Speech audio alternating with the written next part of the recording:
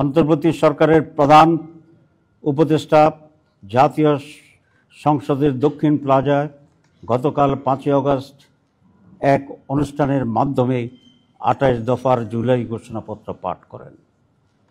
মাননীয় প্রধান উপদেষ্টার এই ঘোষণাপত্র ছিল একটি অপূর্ণাঙ্গ বিবৃতির মতো। এতে গণমানুষের প্রত্যাশার পরিপূর্ণ প্রতিফলন ঘটেনি। ঘোষণাপত্রে দীর্ঘ লড়াই সংগ্রামের কথা বলা হলেও 1947 সালের আজাদিকে উপেক্ষা করা হয়েছে। এতে পিলখানা হত্যাকাণ্ড, শাপলা হত্যাকাণ্ড, 28 অক্টোবরের হত্যাকাণ্ডের উল্লেখ নেই। জুলাই গণঅভ্যুত্থানের আলেম ওলামা, মাদ্রাসা শিক্ষক ও ছাত্র, প্রবাসী ও অনলাইন অ্যাক্টিভিস্টদের ভূমিকার কথা উল্লেখ নেই, যা ইতিহাসের প্রতি অবিচার ও অবহেলা ছাড়া আর কিছু নয়।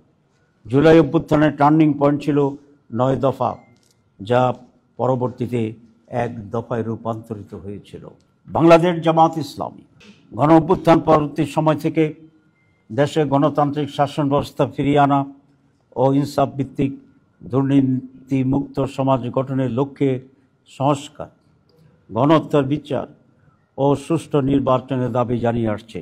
সরকারের প্রধান উপদেষ্টাগত নির্বাচনের যে টাইমলাইন ছিল, জামাত শর্ত সাপেক্ষে এটাকে সমর্থন দিয়ে আসছে শুরু থেকেই।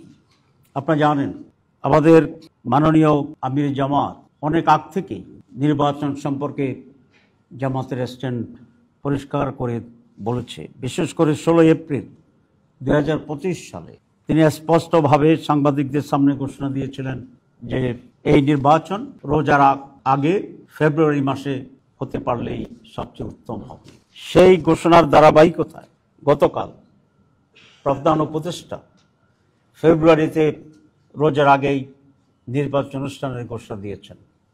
এটাকে আমরা ইতিবাচকভাবে দেখছি। এটা আমরা মনে করি আমির জামাত যে টাইমলাইন দিয়েছিলেন গতকালের প্রধান উপদেষ্টার রমজানের আগে ফেব্রুয়ারিতে নির্বাচন ঘোষণার যে তারিখ ঘোষণা, তার সেই দাবিকেই পূরণ করা হয়েছে। কিন্তু তারিখ ঘোষণার আগে বাংলাদেশের যে রাজনীতি ইতিহাস আছে, সেখানে কতিপয় ট্রেডিশন ছিল। সেটা হচ্ছে নির্বাচন তারিখের আগে যিনি সরকার প্রধান থাকেন, তিনি মেইন স্টেক হোল্ডার প্রধান রাজনৈতিক দলগুলোর সাথে সবসময় মত বিনিময় করে আসছে। এমনকি নির্বাচন কমিশনও বিভিন্ন গুরুত্বপূর্ণ রাজনৈতিক দলগুলোর সাথে নির্বাচন সম্পর্কে আলাপ আলোচনা করার এই ট্রেডিশন ছিল। আমরা আশা করি নির্বাচন কমিশন সেই ট্রেডিশন পূরণ করে রাজনৈতিক দলগুলোর সাথে আলোচনা করবেন।